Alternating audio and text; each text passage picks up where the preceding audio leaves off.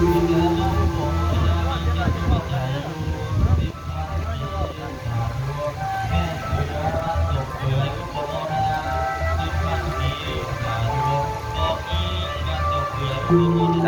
ี้สาธุชนเนาะเจริญพรบ่ดาวตัวดานโยม